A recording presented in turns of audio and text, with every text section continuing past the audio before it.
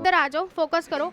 मैं आपको बार बार दो शब्द बोल रही थी जितने भी अपन ने डिस्कशन किए हैं। एक तो बार बार बोल रही हूँ प्राइमरी सेक्स ऑर्गन बोल रही हूँ, एक मैं बोल रही थी सेकेंडरी सेक्स ऑर्गन। तो उनके बारे में मीनिंग भी अपन अपने नोट्स में लिख लेते हैं ताकि कोई दिक्कत नहीं हो, ठीक है। सो अब अपन क्या पढ़ने वाले हैं, डिफरेंस बिटवीन।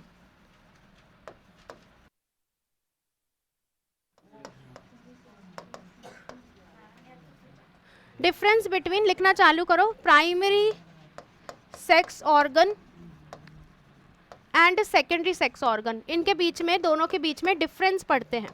बात नहीं करो डियर, इन दोनों के बीच में डिफरेंस पढ़ते हैं। तो so make a table like that. एक रफ टेबल मैंने बनाई है बट आपको ढंग से बनाना है अपने नोट्स कॉपी में। यहाँ पर नंबर वन नहीं, यहाँ पे अपन हेडिंग डालेंगे। ये वाली जो हेडिंग होगी वो है आपकी प्राइमरी सेक्स ऑर्गन की, और इधर जो हेडिंग रहेगी वो आपकी रहेगी सेकेंडरी सेक्स ऑर्गन की।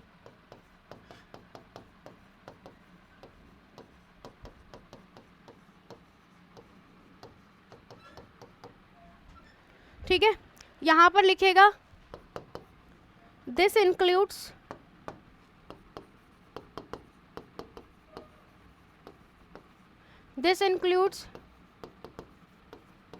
Primary sex organ like testes and ovary। Number second लिखेगा they produce gametes like spermatozoa। और number second that is what the ओवा, ये ध्यान रखना है। नेक्स्ट लिखेगा दे सिक्रीट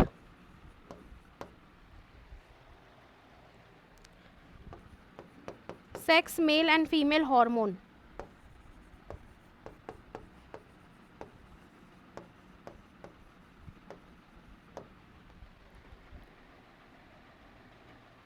और यहाँ पर लिखिएगा they include reproductive duct and reproductive glands।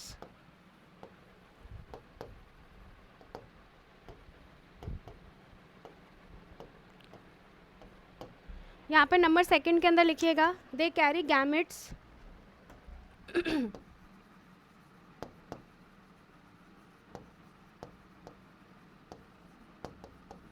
to the site of fertilization।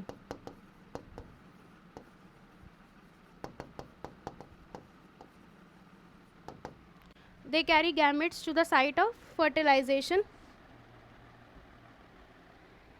और इसमें लिखिएगा they secrete useful secretions।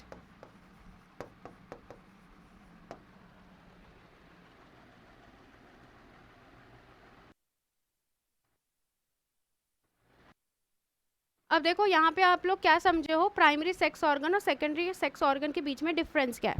Always remember that, एक बार इधर नज़र मार लो फिर लिख लेना। यहाँ पे लिखा है this includes primary sex organ, जैसे कि टेस्टिस एंड ओवरी। कि मेल्स में टेस्टिस प्राइमरी सेक्स ऑर्गन है, फीमेल में टेस्टिस क्या है, ओवरी है। इनसे निकलने वाले गैमेट जैसे कि स्पर्मेटोजोआ एंड क्या है, ओवा, ये भी प्राइमरी में आएगा। ठीक है, नेक्स्ट क्या है, ये क्या करता है primary sex organ, other male और फीमेल के अंदर हॉर्मोन्स को प्रोड्यूस करते हैं, वो भी प्राइमरी में आएगा। लेकिन सेकेंडरी की जब बात करेंगे तो सेकेंडरी में क्या आ जाएगा, reproductive duct and reproductive glands. समझ रहे हैं। साथ ही साथ में ऐसे चीजें जो क्या कर रही हैं, गैमेट्स को फर्टिलाइजेशन के लिए लेके जा रही है, जैसे कि यूट्रस हो गया, समझ में आ रहा है, फैलोपियन ट्यूब हो गई, है ना, तो वो किस में आ जाएगा आपका सेकेंडरी सेक्स ऑर्गन के अंदर, ठीक है, जो क्या कर रही हैं, गैमेट्स को कैरी करती हैं at the site of the fertilization. Next देखिए क्या लिखा है, अदर और भी सिक्रीशंस होते हैं जो क्या कर रहे हैं, ऐसे सिक्रीशन जो यूजफुल सिक्रीशंस हैं, ठीक है, दे सिक्रीट यूजफुल सिक्रीशंस, जैसे कि अलग अलग ग्लैंड्स होते हैं, बल्बो यूरिथ्रल ग्लैंड्स वगैरह, है ना, उनके सिक्रीशंस भी किस में आएंगे, सेकेंडरी सेक्स ऑर्गन्स के अंदर आएंगे। ये आपको ध्यान रखना है, इतना लिख लीजिए इसके।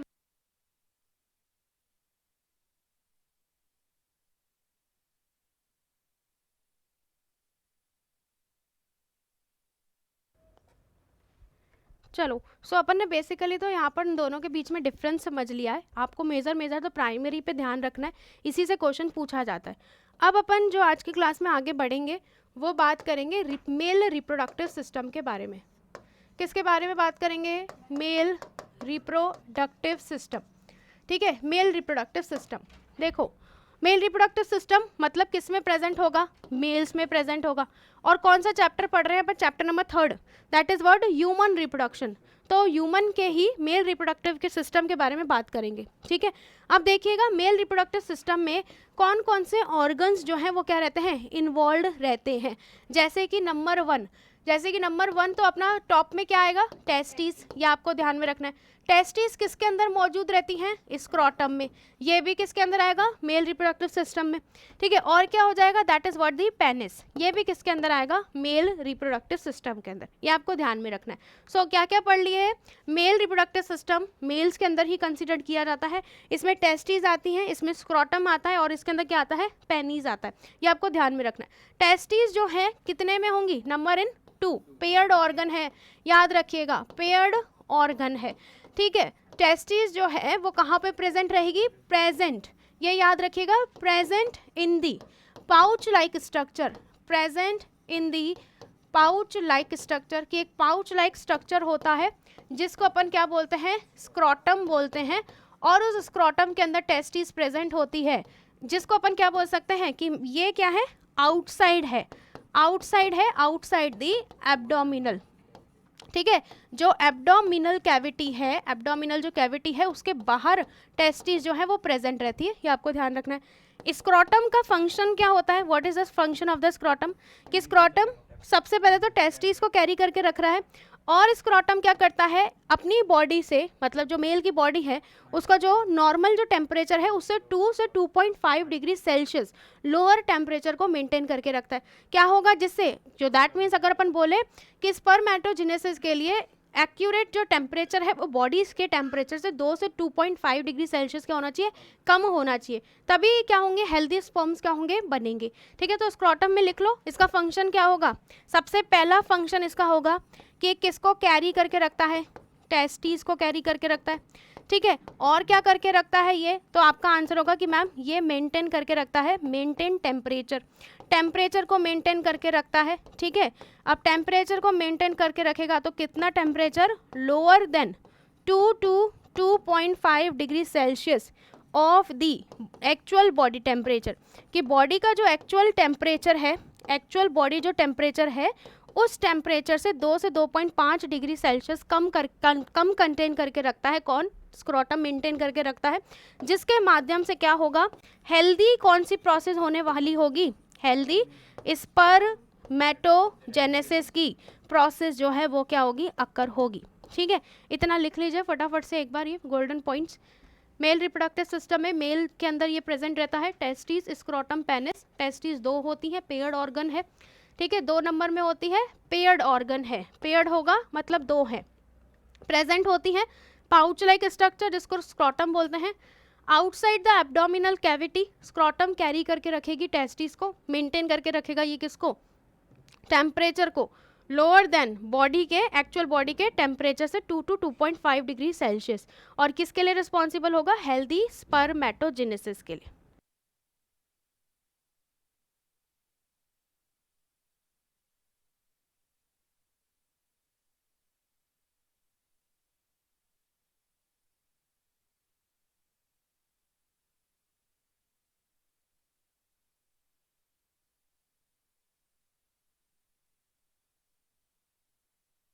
सो अब अपन मेल रिप्रोडक्टिव सिस्टम में कंटिन्यू में क्या पढ़ेंगे, आपने को ने नोट साथ में लिखने। सो हेडिंग डाल लीजिएगा टेस्टीज, हेडिंग क्या रहेगी, टेस्टीज।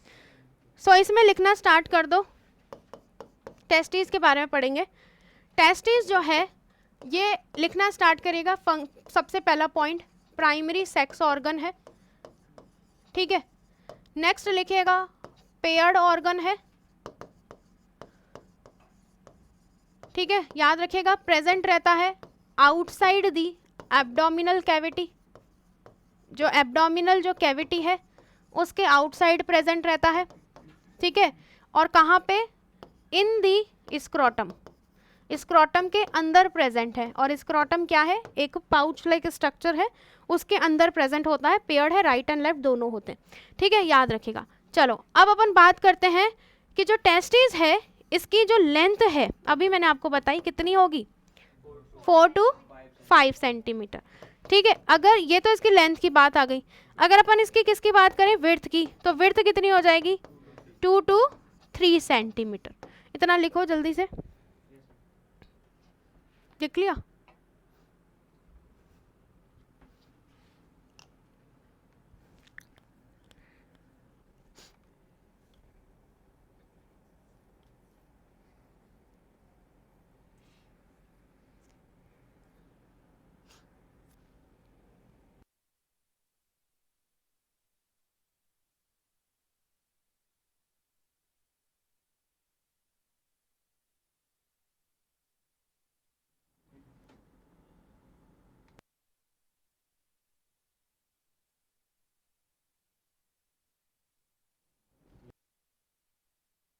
देखना पड़ता है, उसको ठंड लग गई फिर वो छुट्टी करेगी फिर,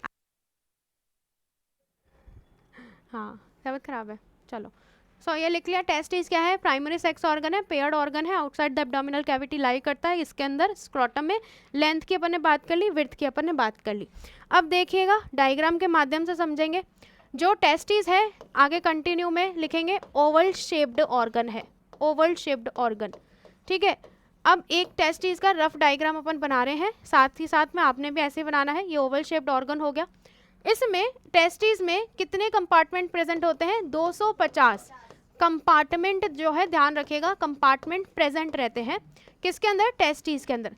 यहाँ पर कंप्लीट लिखिएगा, each testis contain, each testis जो है कंटेन करके रखती है 250 कंपार्टमेंट, है ना, 250 कंपार्टमेंट को कंटेन करके रखती है, ठीक है। इन कंपार्टमेंट को ही और क्या बोल सकते हैं, ऑल्सो नोन एज, हाँ also known as testicular lobules. इनको टेस्टिकुलर जो है लोब्यूल्स जो है, टेस्टिकुलर लोब्यूल्स जो है इनको बोला जाता है, ये याद रखना। इन टेस्टिकुलर लोब्यूल्स की अगर अपन बात करें तो इनमें, अब मैं यहाँ पर लोब्यूल्स बना रही हूँ जस्ट फॉर एग्जांपल, इस तरीके से कंपार्टमेंट जो है वो मौजूद रहेंगे। किडनी में भी आप कुछ कुछ स्ट्रक्चर ऐसे ही पढ़ोगे, है ना, क्योंकि उसमें भी इस तरीके से थोड़ा बहुत अरेंजमेंट जो है वो देखने को मिलता है। समझने के लिए ऐसा समझ लेते हैं, इसलिए आपको ध्यान में रखना है। अब देखो यहाँ पर क्या होगा, इन कंपार्टमेंट्स में इस प्रकार से छोटी छोटी कॉइल्ड जो हैं सेमिनिफेरस ट्यूब्यूल्स जो हैं वो मौजूद रहती हैं।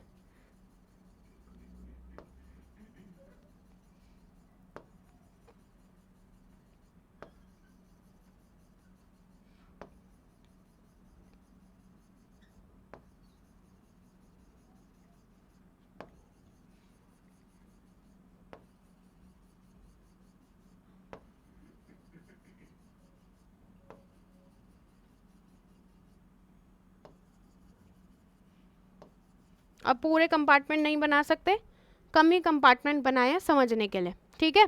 तो testis is a Oval shaped organ, each testis contain 250 compartments of the of what, that means simple compartments, ठीक है, जिसको अपन क्या बोल रहे हैं, टेस्टिकुलर लोब्यूल्स।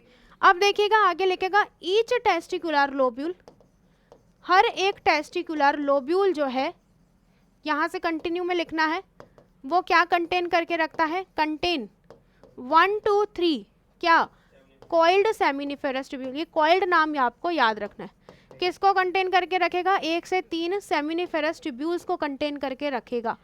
अब आगे बढ़ते हैं। इस सेमिनिफेरस ट्यूब्यूल्स में क्या होगा, दो तरीके के सेल्स मिलते हैं, two type of cells, two type of cells जो हैं वो इसके अंदर फाउंड होते हैं, आपको याद रखना है। एक कौन सा फाउंड होगा, नंबर 1 मेल जर्म सेल, एक होगा मेल जर्म सेल, और नंबर 2 जो है वो कौन सा है, सर्टोली सेल। ठीक है, मेल जर्म सेल जो है इसी को ही अपन क्या बोलेंगे, स्पर्मेटोगोनिया।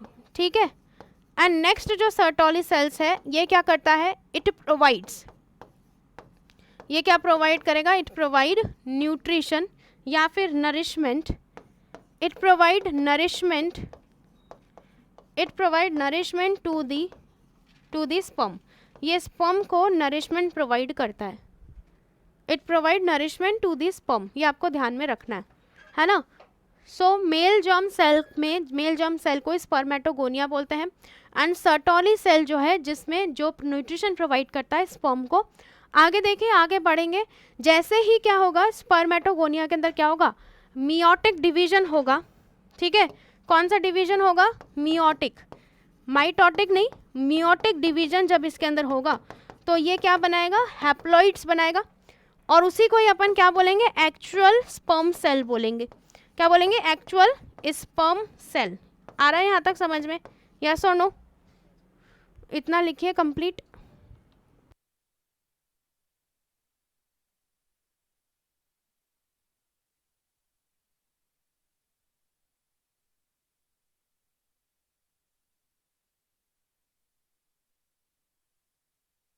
क्वेश्चन पूछा जाता है कि स्पर्म्स को प्रोड्यूस करने के लिए कौन से सेल्स रिस्पॉन्सिबल है, तो आपका आंसर क्या होगा, सेमिनिफेरस ट्यूब्यूल्स। आपसे पूछा जाता है सर्टोली सेल्स किसके माध्यम से प्रोड्यूस होते हैं, तब भी आपका आंसर क्या होगा, सेमिनिफेरस ट्यूब्यूल्स। मतलब क्या समझे हो, इधर देख लो एक बार डायग्राम में, ये सेमिनिफेरस ट्यूब्यूल्स है, हाईली कॉइल्ड रहती हैं, इनमें दो प्रकार के सेल्स मौजूद है, एक कौन सा सेल है, मेल जर्म सेल। ठीक है, और दूसरा कौन सा, इन्हीं के पास में कौन सा सेल होगा, सर्टोली सेल। जब इनको किस में देखा जाएगा, माइक्रोस्कोप के अंदर ये सेल्स दिखेंगे इसमें। ठीक है, और इनके फंक्शन के बारे में भी अपन समझ लिए। इसको लिख ले कंप्लीट, जल्दी से लिख लिया।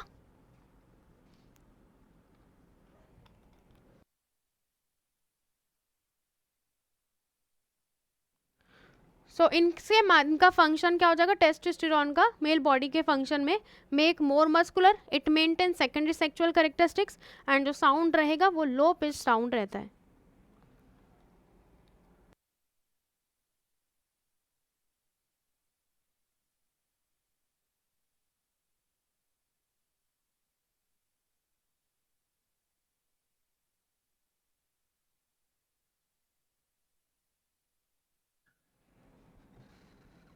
चलो आगे बढ़े। ठीक है, अब देखिएगा, अब अपन बात करते हैं, जैसे कि अपन इस डायग्राम में समझे थे कि ये जो टेस्टीज है इसमें अलग अलग कंपार्टमेंट्स हैं, हर एक टेस्टीज में 250 कंपार्टमेंट समथिंग रहते हैं। इनमें ही सेमिनिफेरस ट्यूब्यूल्स हाईली कॉइल्ड रहती है। ये आगे, ये जो सेमिनिफेरस हाईली ट्यूब्यूल्स जो है ये आगे जाके किससे जुड़ जाएंगी, रेटेड टेस्टीज से जुड़ जाएंगी। रेटेड टेस्टीज से आगे एक और ट्यूब इससे जुड़ता है, उसको क्या बोलते हैं, वासा एफ्रेंशिया। वासा एफ्रेंशिया फर्दर एपिडिडाइमस से जुड़ता है, एपिडिडाइमस जो है फर्दर वासा डिफरेंशिया से जुड़ती है, और जो डिफरेंशिया है वो फर्दर अब किससे जुड़ जाएगा, यूरिथ्रा से। सो इसका सीक्वेंस अब अपन लिख लेते हैं, sequence seen in each testes, हर टेस्टीज में जो सीक्वेंस है वो कैसा रहता है। ठीक है, सो सबसे पहले शुरुआत किससे होगी, सेमिनिफेरस, किससे, ट्यूब्यूल से। यही एक्चुअल क्या है, स्पर्म को बनाने के लिए रिस्पॉन्सिबल है। तो सेमिनिफेरस ट्यूब्यूल्स जो है वो किससे जुड़ी होती हैं, रेटे टेस्टिस से, ये याद रखना है, रेटे टेस्टिस से जुड़ी हुई रहेंगी। आ रहा है यहाँ तक समझ में? और जो रेटे टेस्टिस है ये फर्दर किससे जुड़ा हुआ रहेगा, वासा एफ्रेंशिया से, और वासा एफ्रेंशिया जो है फर्दर ये किससे जुड़ा हुआ रहता है, एपिडिडाइमस से, और एपिडिडाइमस के अलग अलग पार्ट्स भी होते हैं, बात करेंगे। नेक्स्ट आ जाओ, नेक्स्ट क्या हो जाता है, वासा डिफरेंशिया, और वासा डिफरेंशिया जो है ये किससे जुड़ा हुआ होगा, यूरिथ्रा से। ठीक है, ये आपको ध्यान में रखना है। यूरिथ्रा क्या है? एक ट्यूब है जिससे यूरिनेशन मेंटेन रहता है। समझ में आ रहा है? तो देखो यूरिथ्रा का जो डिस्टल पोर्शन होगा, distal portion of urethra connected रहता है किससे? Connected with urinary bladder. Distal नहीं बेटा, सॉरी, प्रॉक्सिमल है ना, proximal portion of urethra connected with urinary bladder. ठीक है, और जो डिस्टल पोर्शन है, डिस्टल पोर्शन जो है किसका? यूरिथ्रा का। डिस्टल पोर्शन ऑफ यूरिथ्रा, जो यूरिथ्रा का डिस्टल पोर्शन है उसको अपन क्या बोलेंगे? यूरिथ्रल मीएटस। यूरिथ्रल मीएटस। ठीक है, कैसे समझेंगे डिस्टल को और प्रॉक्सिमल को? तो इसकी डेफिनेशन भी लिख लेते हैं। ये लिख लिया है, लिखो इसको कंप्लीट।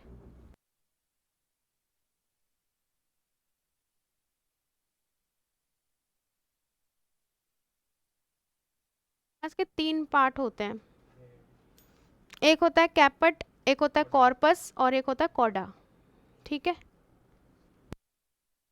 मैं आपको डायग्राम के थ्रू बताऊंगी और उसमें आपको लिखवाऊंगी। इसका अभी एग्जैक्ट डायग्राम लिया नहीं है मैंने, आपको डायग्राम दिखाऊंगी फिर आप उससे समझ जाएंगे। बाकी आप सभी स्टूडेंट एक बार एनसीईआरटी की किताब में इसको जब पढ़ोगे तो किताब में डायग्राम को देखते देखते पढ़े।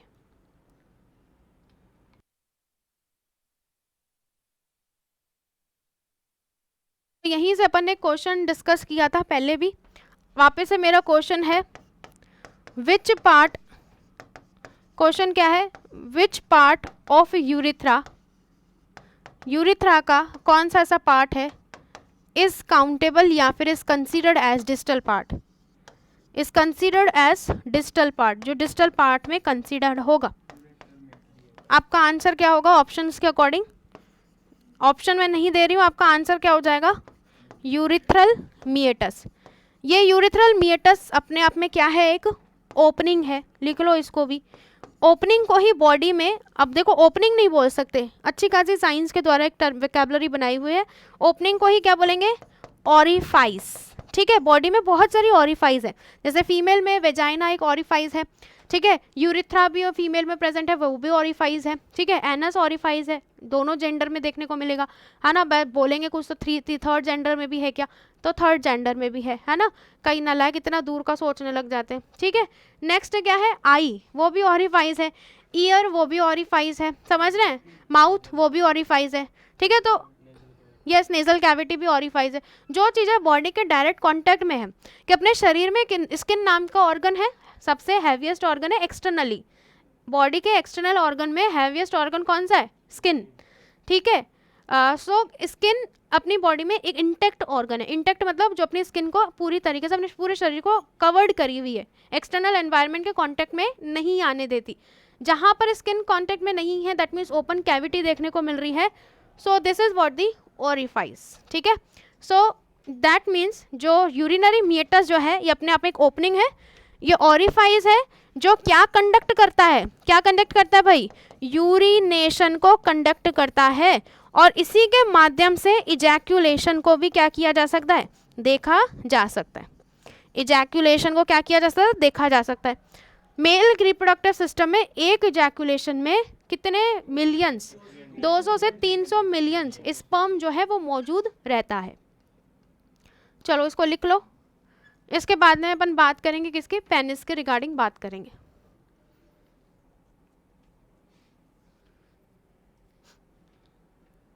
बना लिया, लिख लिया डायग्राम? पिछला डायग्राम बना लिया ना? और ये लिख लो जल्दी से।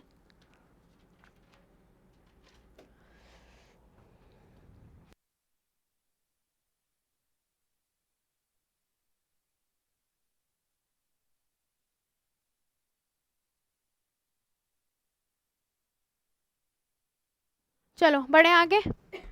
अब देखो नेक्स्ट, अब अपन ऑर्गन की बात करेंगे। वो अपन क्या बात करेंगे? पेनिस।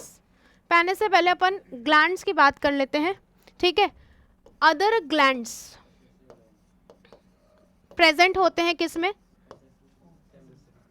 प्रेजेंट रहते हैं किस में, मेल रिप्रोडक्टिव सिस्टम में। ठीक है, मेल रिप्रोडक्टिव सिस्टम में कौन कौन से ग्लैंड्स प्रेजेंट है, ठीक है, मेल रिप्रोडक्टिव सिस्टम में। तो सबसे पहला नंबर 1 क्या है, सेमाइनल वेसिकल, ठीक है, पेयर्ड है, ये पेयर्ड है, ठीक है। नेक्स्ट जो है वो क्या है, prostate gland, prostate gland, yes unpaired. Number 3 जो है वो क्या होगा, bulbo urethral gland, bulbourethral gland कैसा होगा, पेयर्ड होगा, ठीक है। अब देखो ये पेयर्ड है, इसके द्वारा जो सिक्रीशंस आते हैं बल्बो यूरिथ्रल के द्वारा, ये क्या करते हैं, लुब्रिकेशन का काम करते हैं। लुब्रिकेशन किसको करेंगे, लुब्रिकेशन प्रोवाइड टू किसको, पेनिस को, ठीक है, जिससे क्या होगा, इजी इंटरकोर्स होता है, विच फैसिलिटेट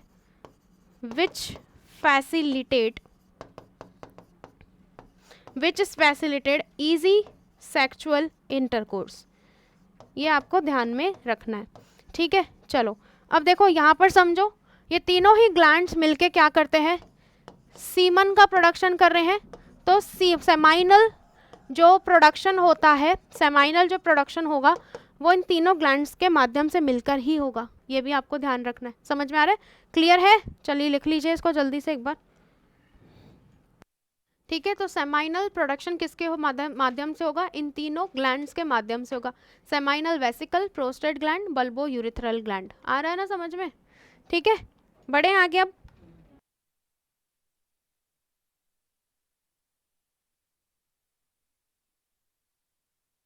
इसके एमसीक्यूज भी मैं आपको करवाऊंगी कल, फिलहाल आपका एग्जाम है, यहाँ पे 50 एमसीक्यू का पेपर आएगा, उसको सॉल्व करो, उसके बाद में फिर वापस से उस पेपर पे अपन डिस्कशन करेंगे, और ऑनलाइन आपको कलेक्शन मिल जाएगा उस पेपर का समझाते हुए, ठीक है। नेक्स्ट जब अपन पढ़ेंगे वो अपन पढ़ेंगे that is what the penis. Penis क्या है, अपने आप में एक मेल रिप्रोडक्टिव सिस्टम का ही ऑर्गन है, ठीक है। ये अपने आप में एक इरेक्ट ऑर्गन है, क्या है, इरेक्ट ऑर्गन, ठीक है, याद रखना।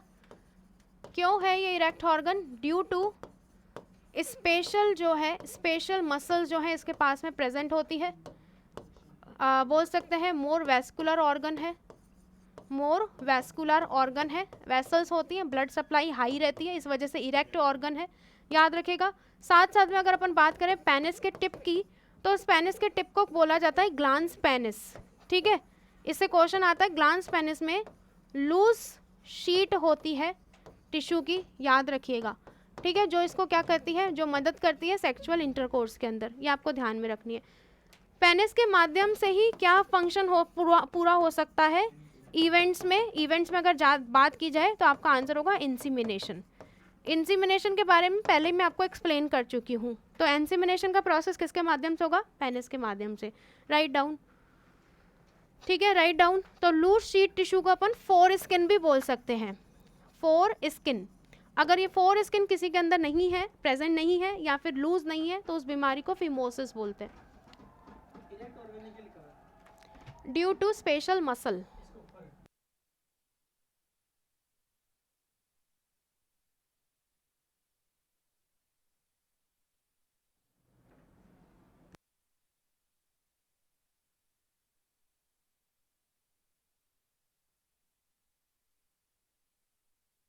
नेक्स्ट लिख लो एक और इसी के अंदर condition,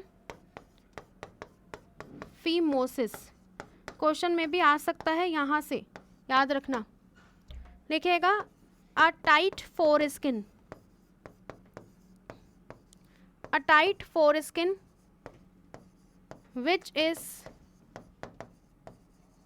which is unable to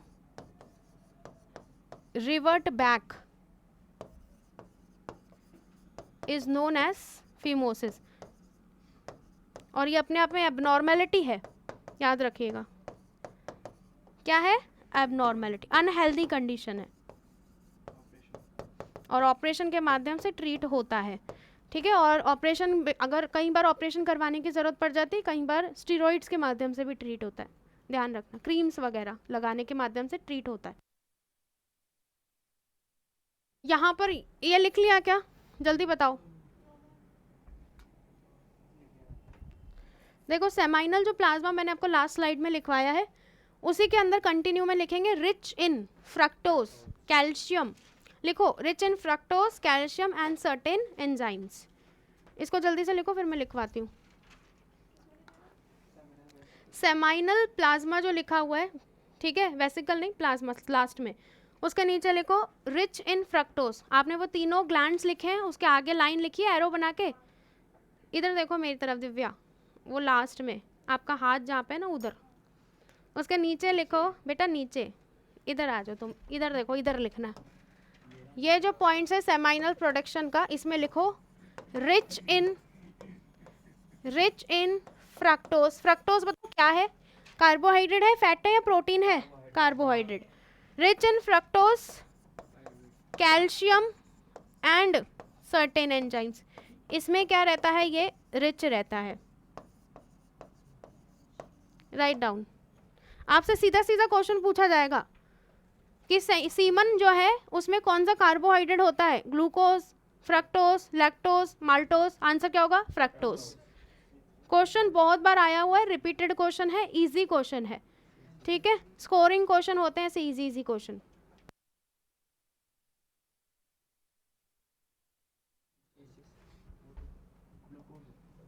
C6H fructose होती है ना, क्यों कंफ्यूज हो रहे हो हैं? फ्रक्टोज। अच्छा, शुगर केन में नहीं, नहीं, शुगर केन में, गन्ने में कौन सी शुगर होती है?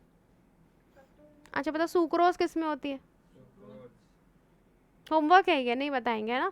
आपसे पूछो मिल्क में कौन सी शुगर होती है? मिल्क शुगर किसको बोलते हैं? लैक्टोज को। इतना ही नहीं पता है? बॉडी में शुगर एक्टिव फॉर्म कौन सी रहेगी, ग्लूकोज या ग्लाइकोजन? ग्लूकोज स्टोर्ड फॉर्म है ग्लाइकोजन, याद रखना। लो लिख लिया ये।